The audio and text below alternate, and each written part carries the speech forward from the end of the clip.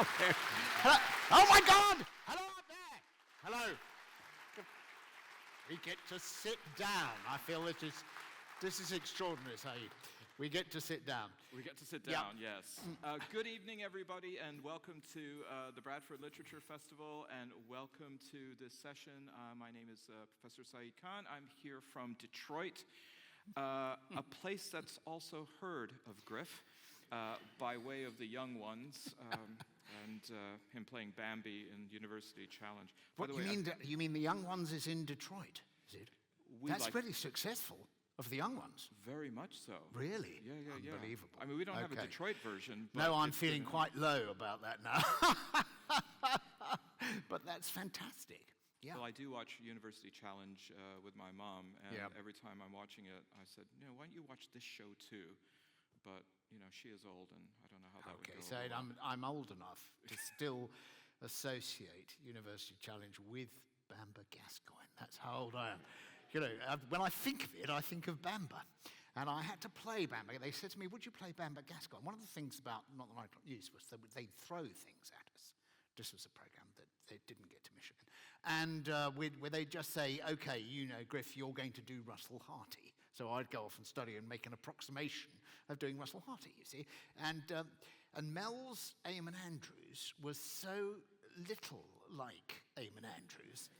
They had to put up a notice underneath it, a caption underneath it saying Eamon Andrews, in case anybody wondered what it was. So I suddenly had to play Bamba Gascoigne, and I realized that Bamba Gascoigne sounds, or to me, sounded very much like Prince Charles. So it was sort of adaptable. Sometimes it was Bamba Gascoigne, and sometimes it was Prince Charles. But it was all right as long as you were sort of in that rough area. It sort of passed for both. It was a perfect portmanteau. By the way, and I apologize for those of you who may not know because I didn't make the introduction. Ladies and gentlemen, Griff Rhys Jones.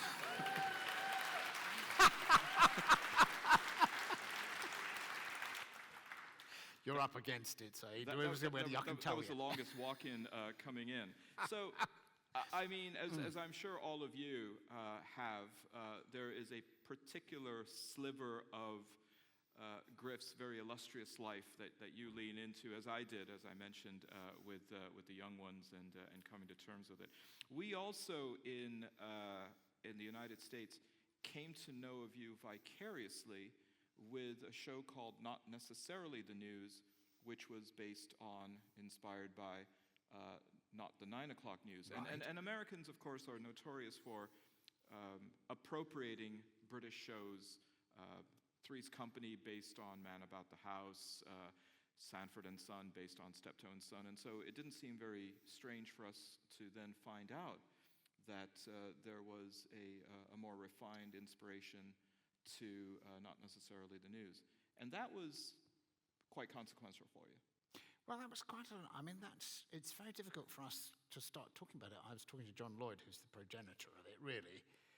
And John and I had both been producers in BBC Radio in the 70s. He'd gone there 3 years before me, but I'd basically gone by the same route. And we were just talking about the difficulties a little while ago. The reason I'm not talking about a book today is because I've got a book which I've sort of written about that period called Not the 9 o'clock News, but quite a lot about it. And just writing it was impossible to do because I would ring up people and they'd say, I can't remember anything about it, Griff. It was nearly 50 years ago now. So it all happened in a terrible hurry. And what's really interesting is that while we were doing Not the 9 o'clock News, Saturday Night Live started on the television. And since you're talking about American shows and British shows, one of the most interesting things is that Saturday Night Live is still running 50 years later. Not the 9 o'clock News was finished off after 4 series. And that's the sort of, that's the real difference in terms of working in television. Or used to be, although I notice that Have I Got News for You now is cracking on into its sort of 25th year or something like that. But there was a sense, very much a sense that one one could make in the 70s, a television program, which had a profound effect on people and lasted for a very short space of time. And we found that, and the example of that is Fawlty Towers, where I can't remember how many episodes are made, but even when they try to gather them all together, they don't make a season by American standards. But that was because Britain was under the control of 3 television stations when we started. There was no Channel 4. There were BBC 2, was relatively recent, BBC 1, and ITV. And that meant that we sat down to watch television when I was a child, and everybody watched it. So we were brought up watching Panorama because Daddy watched Panorama. And if we wanted to continue to stay watching the television, we had to watch that. My own daughter, and she's 38 now, but when she wanted to watch the sort of television that she wanted to watch, which was, about teenage girls doing things, she could watch that continuously without any reference to the sort of thing that her father wanted to watch. In fact, I had to take her by the arm and say, look, this is what your dad did. And she still didn't want to watch it. But, what I'm saying is that there's a sort of that monopoly meant that there was a way for a television program to have a profound effect on the culture of Britain. And it got 18 million viewers, which is, for television now, they stop the presses at the Sun when Love Island gets 2.5 million. That's another program that my daughter would have been watching if it had been available. But so there's a sort of slight change in the British idea of the way television was presented. It was a completely different thing in that late 70s. Do you think something's lost by the fact that there's just simply too many channels now? I mean, you're talking about sort of having a collective experience. I mean, I remember going to school the day after JR was shot on Dallas, and everyone talked about that. Everyone watched the last episode of MASH, and now there are just simply channels upon channels that are bespoke to somebody's, passions and all. You need to talk to better experts than me, but because there are lots of people who study this sort of thing, and they try to predict. I teach Middle East history. I'm just saying I am not one of those people anymore, thank God. And so the sort of sense of having moved on from that is a great relief to me, because I finally stopped being a producer of television about 6-7 years ago, and it's a great relief. Did you know that I read Hugh Green's, who was the controller of BBC One back in the 60s, the man who was responsible for That Was the Week That Was, and a very forward-looking sort of controller he was considered to be. He sort of revolutionized television, Hugh Green. But in his biography, he wrote about the moment he finished as the head of the BBC. And he walked out of that famous building with Ariel and with the slightly pendulous bits. And he walked out of that building, Broadcasting House, and down Regent Street, a sort of a way I've walked myself so many times. And as he walked, he realized he was increasing his pace. And by the time he'd got to Oxford Street, he was running. As he said in that autobiography, that he didn't remember a time of such lightning of weight on his shoulder and freedom as ever he experienced with that business of being able to walk away, run away from television. And there is a sense that what you're saying about the number, the proliferation of television at the moment, I don't believe will last.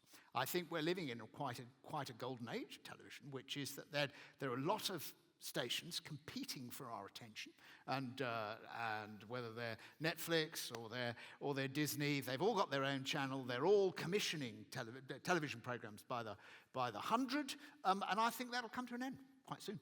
I think one of them, they'll start gobbling each other up.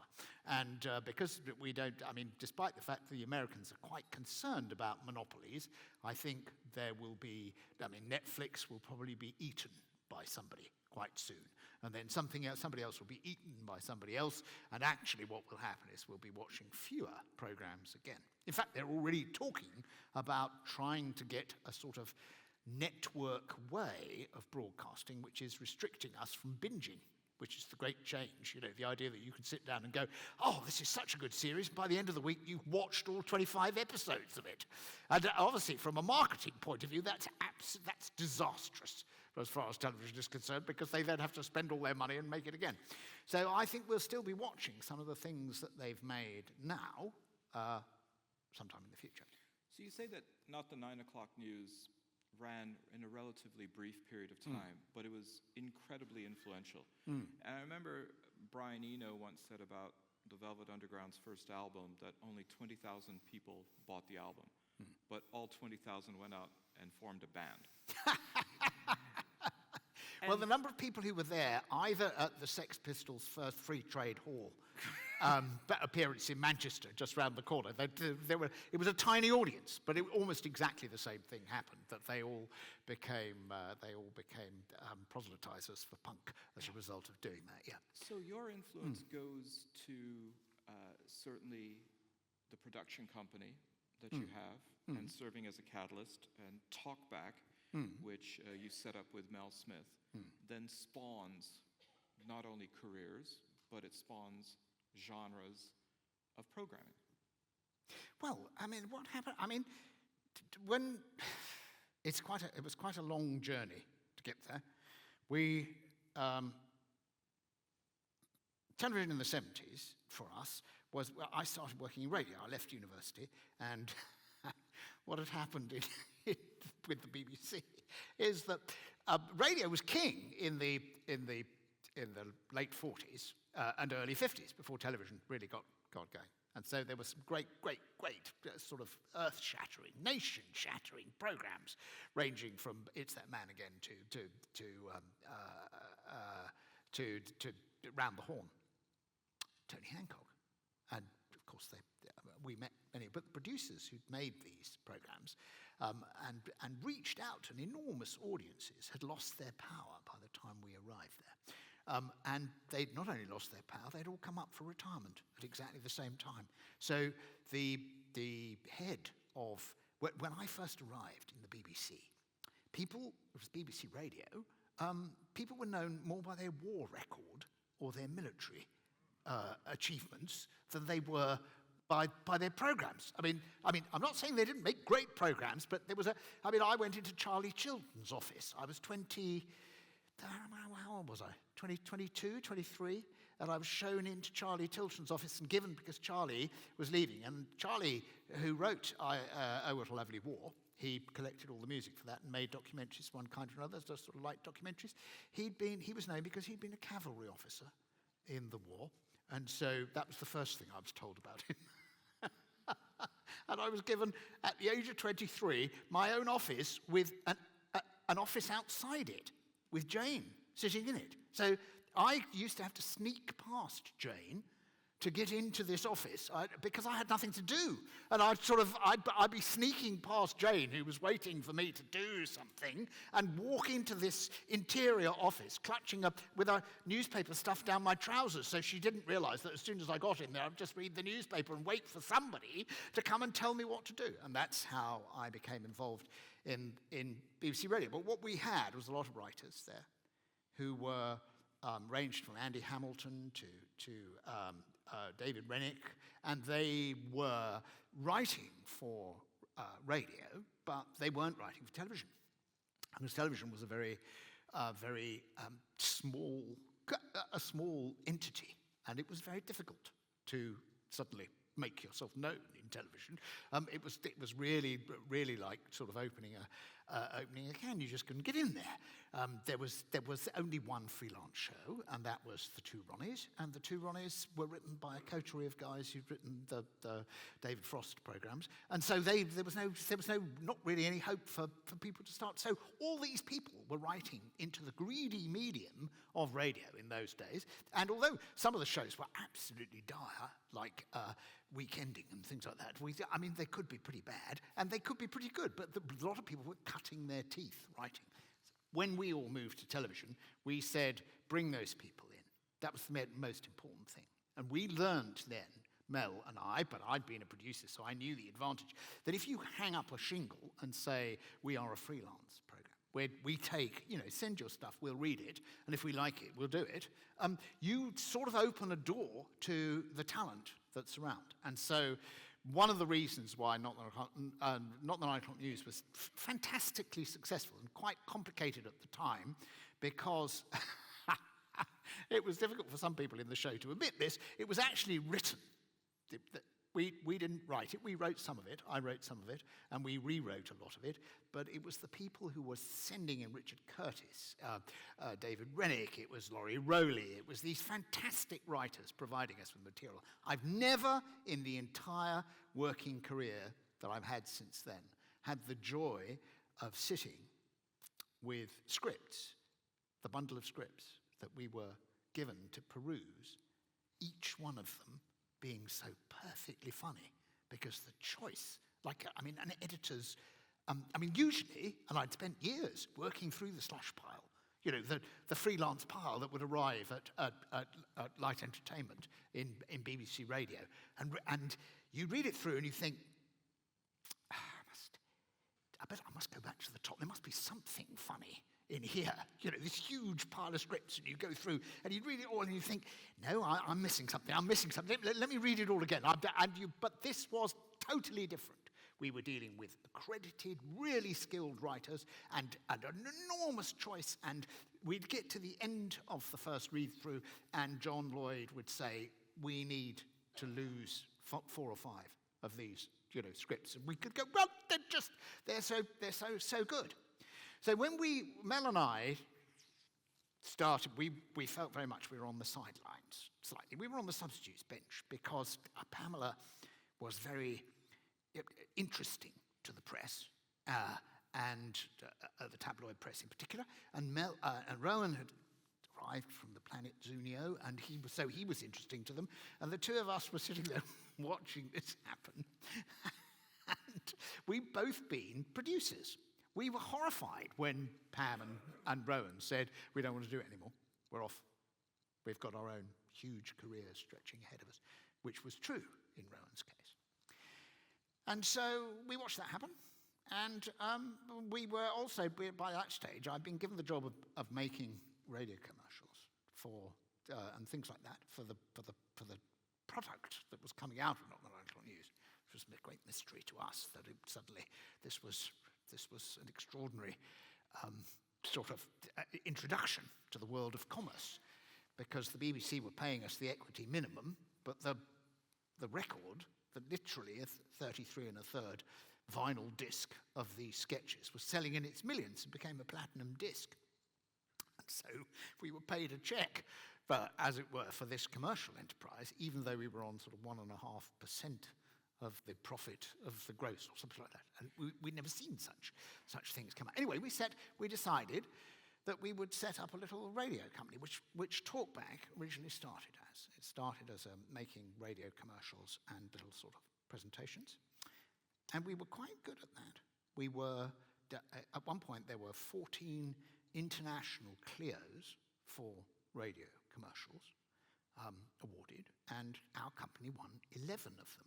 That was in America. So worldwide, we made an incredible impact. And in a funny sort of way, we could have stayed in the advertising world for the rest of our lives. But we decided we wanted to make a television program, so we did. And we did exactly the same thing. We'd started Talkback, we'd started making these radio commercials and things like that, and then we decided we should start a sort of to expand a bit. We originally intended to make radio programming, but there wasn't any market for it, so we then started making television programs. Well, it wasn't just expansion for you, though. It was also diversification. I mean, you've had quite a career on stage as well. For me? Yeah. Yes. I mean, I'd been a radio producer with an office, and so I was, my office was shrank once they found out I had two. So, but I'd been used to sort of being somebody who would work every day and get in at sort of, 10 o'clock, and just then, but then we worked till 10 every night. But I was used to having a base, and part of the beginning of this company that became Talkback was just the idea I needed a base. We needed a base to be, and we found the pegboards of White City out on the fringes of the London inner circuit, just not quite to our taste. So part of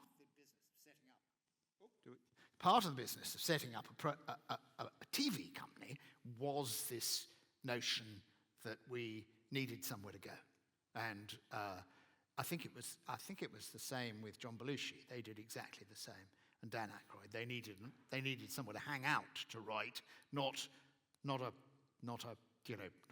office in somebody's building. So we moved into Soho, and then off we went, and we set up a company, and we decided we better try and make some television programs as well. And we brought in Peter Fincham, who used to play the piano with us, and off we went. And one thing, though, that was always important was that we needed to have a freelance show. And that's what Smith & Jones was. We didn't quite have everybody wanting to write for it in the same way, because all these people had rushed off to do other things and to write their own programs. And television was expanding.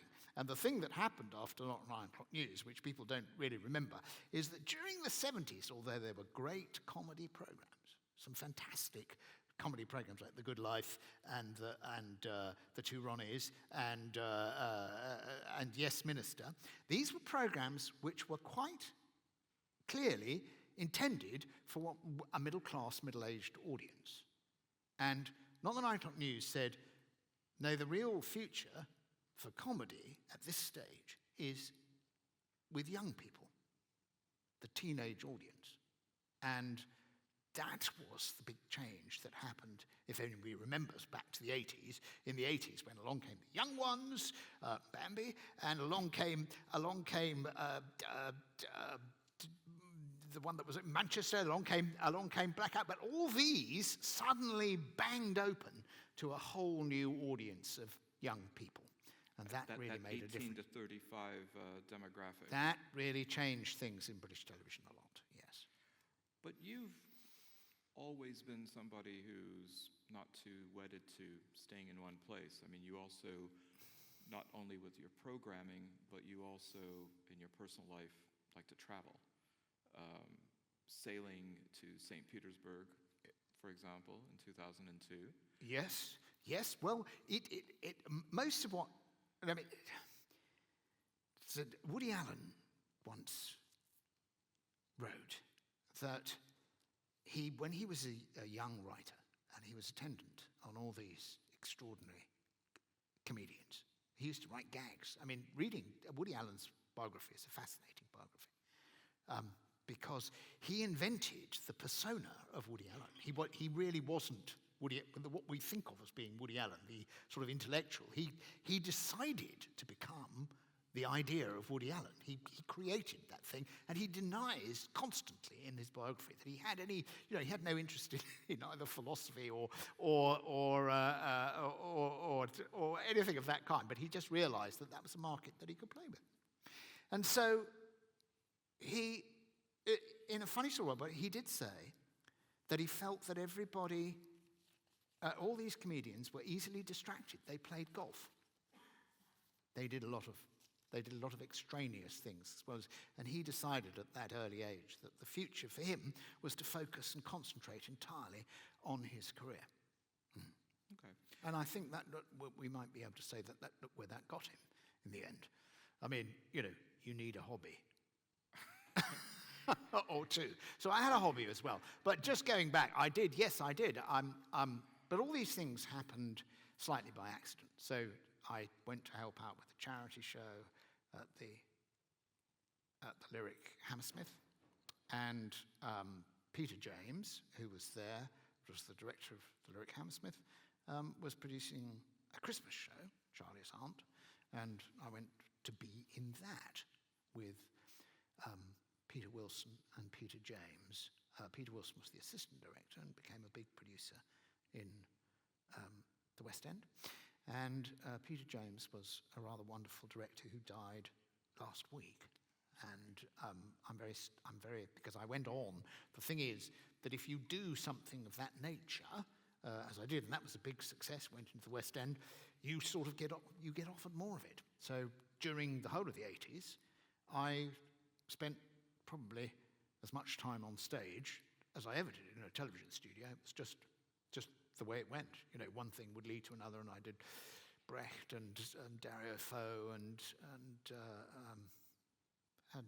more farces, Fado, and went to the National and so on. But they were just a sort of ended up doing the front page, and so they were just one thing leading to another. Then there was an interim gap, and in that gap, in about 2000, they said, "Would you go and make some? Would you like to?" They retired me from comedy almost forcibly, and I went to see the controller of BBC One, and he said, "We'd like you to go around Britain and point at things and say how beautiful." So I said, "Okay." And he said, "We're going to send you up in a program called Mountains." And I said, "But this is just so bizarre." It was Peter, and I knew Peter quite well. I said, "Peter, this is crazy. I don't know anything about mountains. I've done a book program for you. I'm very interested in painting and arts and things like that, and theatre and all manner of things which are not up mountains. Why would you want to send me up a mountain?" I didn't pursue this question, but he said, "Well, don't worry, you'll be going with all these television people who've all been on a training course." But for you, it seems as though you were always up for the challenge. That even if it wasn't something in your proverbial wheelhouse, there was something in there that got your interest and your attention. Well, I always felt that if you got the opportunity, I'm afraid, I think there's a different form of talent to whatever talent I've been moderately competent at most of the things I've done, because there's an intellectual engagement with the things that one does. Even mountains? Yeah, even mountains. I said, "What if I go up this mountain and fall off?" And he said, "Well, if you could fall off, that'd be really fantastic. We would have a terrific program." And so I just suddenly went off, and it was a hit. But what's funny about it is, you're right. I think I'm full of admiration for genuine creative geniuses, and I've worked with a number of them. And Graham Linehan, who wrote Father Ted, which is probably, I remember he was somebody who started writing material for me when we were producing our own show. And Graham, you recognise that Graham was sort of instant genius. But the funny thing is that people who are really skilled and really clever at, be they artists or actors or writers, find what they want to do. And not only do they find what they want to do, they pursue what they want to do because they're on a sort of path. If you're somebody like me, the path has many turnings and many forks in the road and many things that you can wander off, but not one of them has anybody turned to you and said, "This is exactly what the world has not turned to." The farcer. I was a very successful farcer, and will be again, I hope. So that was something I did, which was mine, if you like, in the West End. But apart from that, I've been really happy to be privileged enough to do a lot of things, and for people to come to me at various stages and say, "Would you like to do this?" And I've done them. And the great thing about the television programs that I've made is that they represent a privileged access. The privileged access both in comedy, but also privileged access in terms of the travel programs I've made. In fact, if they don't have a privileged access, if there isn't somewhere like, I remember we were in Perth, and they took us into the Perth Mint. Are there any international robbers here tonight? Because the Perth Mint was one of the most extraordinary sort of visitations I've ever made in a television program. A bit like going to the high security area at Foulness, which is another extraordinary. The actual beginning is so bizarre because you go into the Perth Mint, which has got a sort of chain link fence around it, and the man on the door says, "Oh, hello, yeah, you're coming to film, it's okay. You just have to go through that door. Give it a bit of a kick to get it open." So you kick your way. He says, "It's not quite working at the moment here." But you go into the Perth Mint, and inside the first room in the Perth Mint, there are pallets. And on the pallets are this year's gold production from Australia. It's been dragged out of the ground, various gold mines around things. And they've made it into sort of gold bars, rather dirty gold bars. And they piled them up. And you're just looking around and you're going, wow, there's a sort of pile of gold bars there, and another pile there, and another pile there. These are dirty gold bars. Just beyond that, there was another door. And in there were men in what anybody who's ever been to an iron foundry in Sheffield or something like that, instantly recognisable. They're all wearing the masks. They've got the retorts on chains, and they're refining the gold. And that's what they do all day, is refine gold. And so they turn these dirty bars into pure gold and pour it, and they do a lot of sort of pouring thing, but it's like an alchemist's workshop from the 16th century. You've never seen, nothing very sophisticated about it. It's just, they're just boiling it all up and melting it and getting the impurities out, and they do that. And then you go into another room, and they have a system where they drop the gold through water, and it makes what looks like a cornflake. And they had a bucket full of these cornflakes of pure gold, now refined gold, and a little table like this, 1, 2, 3, 4, 5, 6, about 17 of these buckets, metal buckets. I said, "How much is one of those buckets worth?" And he said, "I'm not supposed to tell you, Griff. It's about 40 million. Just one of these buckets." "Yeah." So that is that's a jet fighter. Yep, that's it. And on this table were about 20 jet fighters, or the value of them, waiting to be made into little sort of chocolate bars of gold, which would then go to the Chinese market. And I just couldn't believe, when you're filming this and you're seeing it, you think, well, this is an amazing experience to do. It's amazing to show people, but it's almost the inconceivability of it.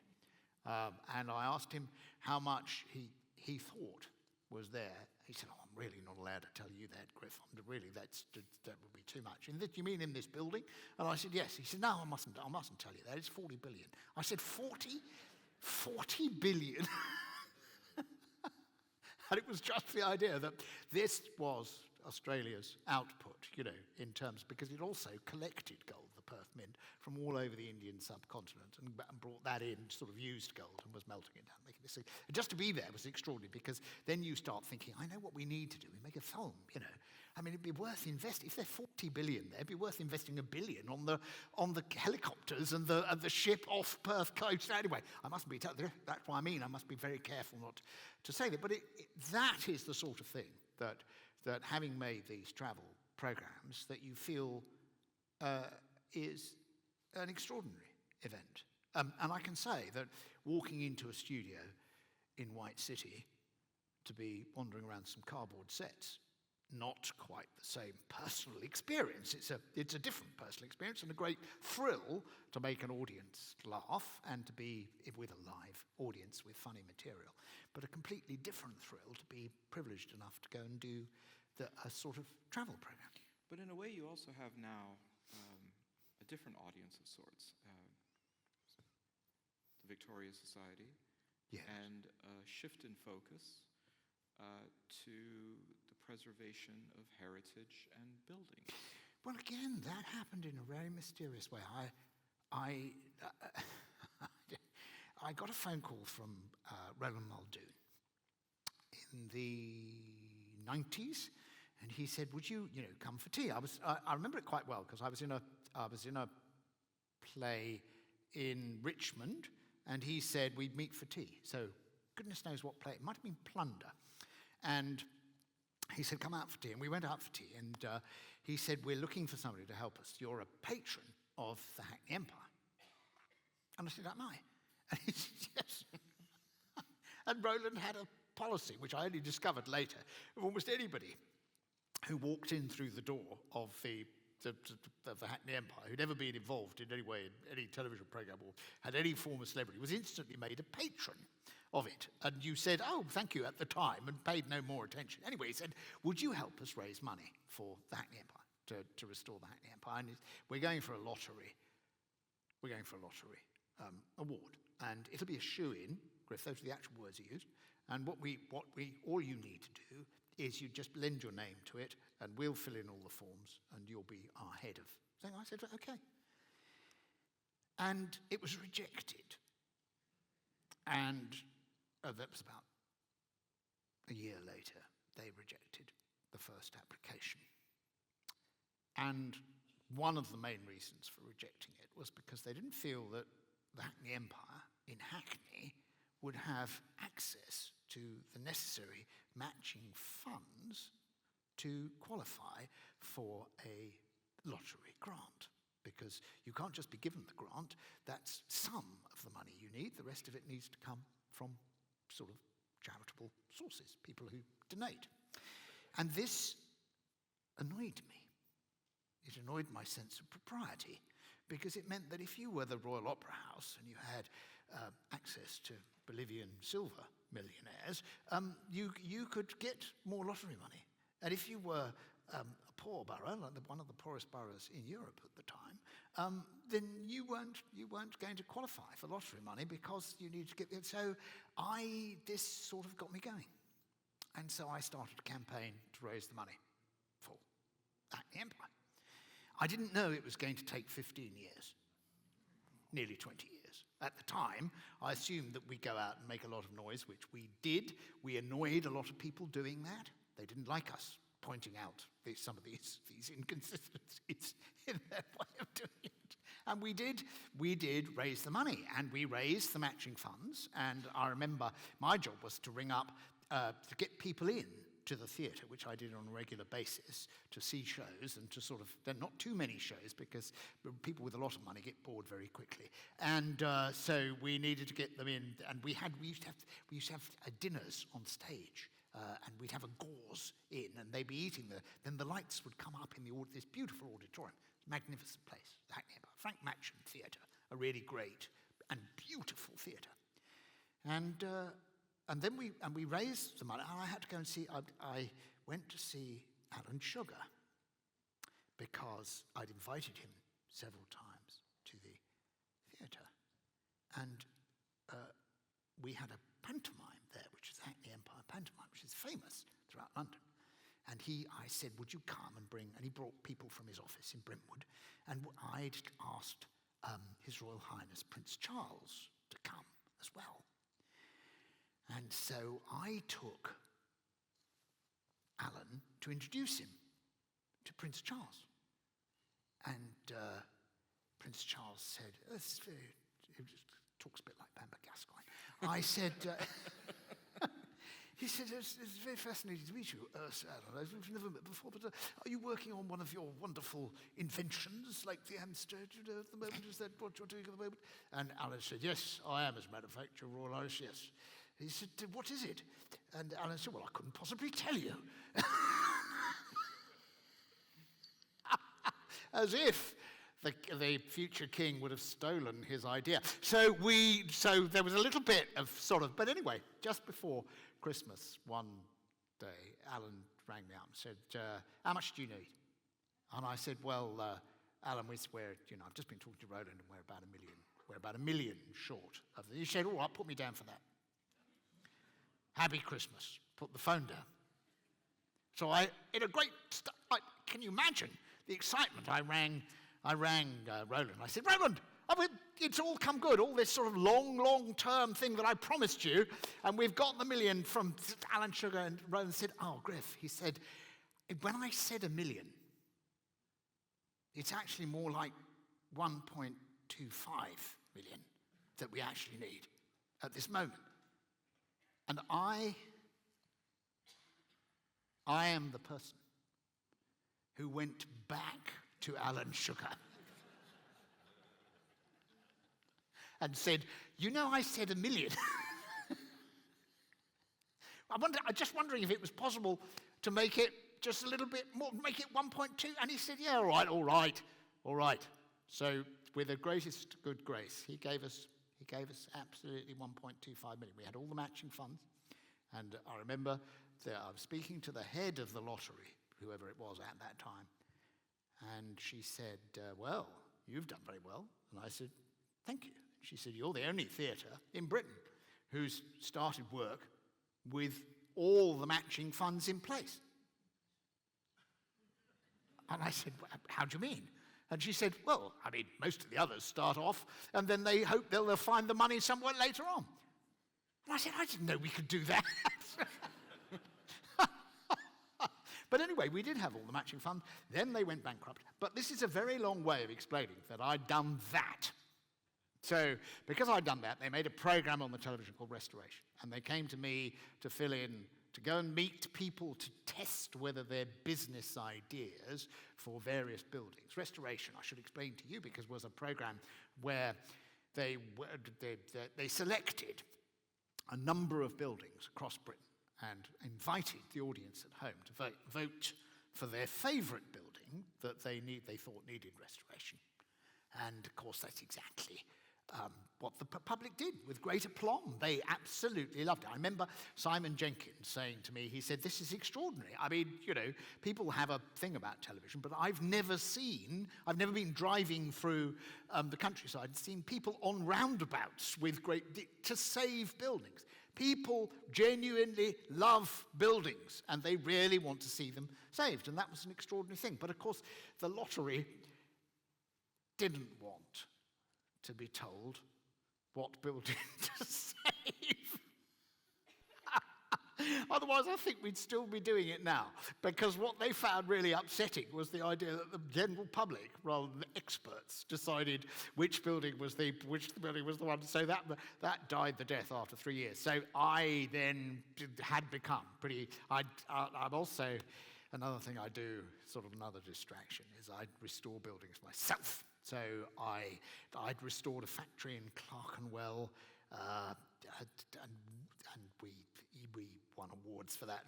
And then we'd also been involved in a farm in Pembrokeshire with a lot of rundown buildings, and we completely restored all the buildings on that. So I've restored a building in the central London in Fitzroy Square, and another farm. And so I spent a lot of time working in all that, so I'm steeped in it. And then I became a vice president of the Victorian Society and heavily involved in sort of supporting them during the 10 most endangered buildings, which we do every year. And we moved on from there. They said, "Would you become the president of that?" So I'm president of the Victorian Society. And at the moment, what I've been doing today, in a state of great excitement, I came on the stage now, because what I've been doing all afternoon is talking to various people about where we are with Liverpool Street Station. And Network Rail have a really terrible plan to build on top of Liverpool Street Station. And they want to put nearly 1 million square feet of office on top of the structure of Liverpool Street Station. It compromises entirely conservation area. It will harm the buildings, but they're going to the City of London.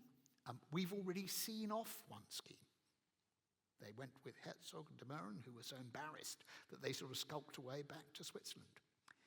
And that way we got 2,500 objections to that scheme. But Network Rail, this is one of the terrible problems about fighting these battles, is that you think you've done something, you think you've achieved and made your point. And this is a very important point, since I have an audience, and obviously I'm lecturing everybody now. But the truth is that saving buildings of great worth is not something that holds up growth. This is a recent thing that's being put upon. We must have growth, growth, growth. And people are saying, you people who are blockers and so on. 95% of planning applications in this country go through unopposed. There's no, it's not as if, 95% of the building is held up by people on every street corner stopping anything happening. It's actually true, though, that some important buildings, and occasionally there are struggles to try and stop something awful being done to something which really needs preserving. And in this particular case, in the 1970s, John Betsham and Spike Milligan, amongst others, fought to preserve the Liverpool Street Station in the rather beautiful state that it's in at the moment. And Network Rail have, a restoration was undertaken, and it was only completed in 1985 or 1990, I think, so between those periods. It seems obscene that Network Rail should now be saying, oh, well, let's have another go at knocking it down and putting up a block of flats. So I've spent all afternoon dealing with the various, it's extraordinary, the lengths they'll go to as well. You really feel the encroachment of those buildings there. Well, I could actually have this conversation with you for a whole semester, teaching a course on you. No, we should definitely teach courses on people to understand, especially here in Bradford. I mean, here we are. The Victorian Society had its AGM here last year, and the Victorian buildings of Bradford are rather so exquisite and so wonderful. And to walk into the Wool Hall, to go, I went to have a cup of a coffee in Waterstones this afternoon, and to go down to the town hall. They're extraordinary statements, which even now we find amazing, and I believe that our great-great-grandchildren will find even more amazing. And that for that reason, this is not about the past. It's actually about the future. Imagine if, and imagine if Siena or Florence had decided that they needed to knock everything down to modernize, sort of shortly after building the cathedral. I think we will be disappointed with them. So I think we, as a society, need to be careful of our own reactions or our own emergencies, because I feel very much that there's an idea that we're such an emergency at the moment that this licenses all sorts of new depredation. The truth is that Britain's been in an emergency since about 1931. And for that reason, there's always going to be a new emergency. And in the middle of an emergency, sensible planning is even more important. And that's the reason why we need to be very careful about people saying, because it's an emergency at the moment, we need to get rid of the green belt, we need to start building in national parks, we need to start, these things are usually generated by people who have skin in the game and want to achieve something, which largely need to be, I think, society itself, and needs to have an influence on Parliament to make sure that they understand that we're not blocking everything, we're just blocking bad. Why don't we go ahead? We have a very limited amount of time, so we'll take a couple of questions. We've got someone with a roving mic. We'll take your question there, and I'd like to take a question from the balcony. And let's see if we have time for any more than that, please. Yeah. I may be wrong about this, but hasn't Kirkstall Abbey in Leeds been added to with red brick or something? There's been certainly it's an ancient monument in this area. I'm sure there was red brick used at Kirkstall Abbey to sort of build up the roof structure and so on. I don't know what you think of that, or if it's even true. I don't know. I'm sorry, I didn't quite follow. I'm sorry. Sorry, it's quite difficult to. It's Kirkstall Abbey in Leeds. I may be wrong, but I think it's been built. Some bits of it have been built up with red brick and a tiled roof added to it. So I'm just wondering what you think of that, really. Well, I tell you what I do think is that we live in a very difficult world. Sometimes there's no doubt that preserving and keeping buildings going is a big and expensive, seems to be a very expensive option. But I confront virtually everywhere in Britain the idea that at some point developers buy into a building, sometimes because it's very cheap and cheaply for sale. And they then find themselves with a building which they know is going to be expensive to restore. They don't do much to look after it. And the result of that is arson, and the place falls into even worse dereliction. Then they can turn around to the powers that be and say that that building needs to be knocked down to allow me to enter a VAT-free zone, a rates-free zone. So a lot of what has to do with individual restoration is a local issue. Being involved is really important. And I'm also president of Civic Voice, which is the amenity societies across Britain. And I'm a great believer in local action. When we made restoration, I think we looked at, I can't remember, 50 buildings, probably more. 94% of those buildings, which were at risk and in need of help, have found support and been saved. And that's because the people who were involved in them had concern for and involvement in that. So just like the Hackney Empire, my story, if you like, is it can be done. And that's partly a question of people locally caring about buildings and wanting to see them happen. And if things are happening which are wrong, then they often happen because nobody's standing up and saying, don't do that. And it is useful to be a member of an amenity society, to be a member of the Victorian Society. Everywhere I go, I was in Oldham, I was taken on the most fascinating tour when I was working in Manchester of some of the buildings of Oldham. And we know that the buildings of Manchester, Liverpool, of Bradford are great buildings. And there's a tendency for people to see them as symbols of the wrong thing. What I always think they are symbols of is symbols of the people who made them, not necessarily the society that made them, but the actual builders and the actual architects and the actual stonemasons and the actual tile makers and the actual people who put their backs into making those fantastic buildings. And they need to be considered before people start saying, oh, I'm not sure about the Victorian era. Wasn't that an era that seemed to be oppressing people? We need to be aware that the wonderful building like the Wool Hall is an expression of tradesmen, Bradford people. Not just of the people who wanted to put Palmerston in a little statue on the front. You know, there's more to a building than that. Well, I felt that way.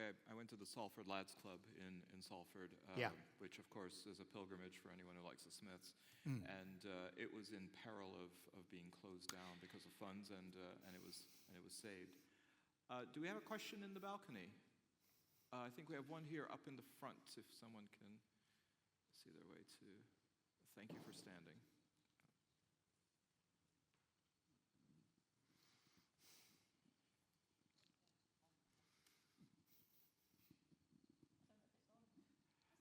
Just tap it and see if. I think it might be working. Yeah, I think you can just speak into it. What was your favourite building at risk? My favourite building at risk? No, to rescue. To rescue at the moment? Well, I'm rather keen on sort of more modest buildings. I mean, I'm very involved in Liverpool Street Station, so I've spoken about that. But near where I live in Suffolk, there is the most wonderful brewery, the Tullycobble Brewery, which is on the wet dock, just a little bit further outside Ipswich and Ipswich itself is an extraordinary town, because they were importing wine into Ipswich in 900 AD. So it's had a sort of trading base and a connection with the rest of Europe going back so many centuries. But this is the most beautiful of breweries. And it's lain unused, unloved. It's been bought by various people who've sort of found it a cheap option to buy. And arsonists have got into it. And you start to despair about what we can do as a society unless we help in some way, particularly with tax breaks. The truth is that we talk a lot about green, but the greenest thing we can do is recycle a building. And so that building really could be well reused and stand as a monument to a wonderful idea of Green King, but I worry about it a great deal. Well, I'm afraid that we are at the end of our hour. I don't even know where to begin with my appreciation for both our chat and also for what you do. The only thing that I can hope to do is pay attention to what's next for you, because that's something that I'm going to be watching, whether it's on the airwaves, the radio waves, or in what you are planning to save and rescue. Well, Ladies and gentlemen, please join me in thanking Griff Rhys Jones.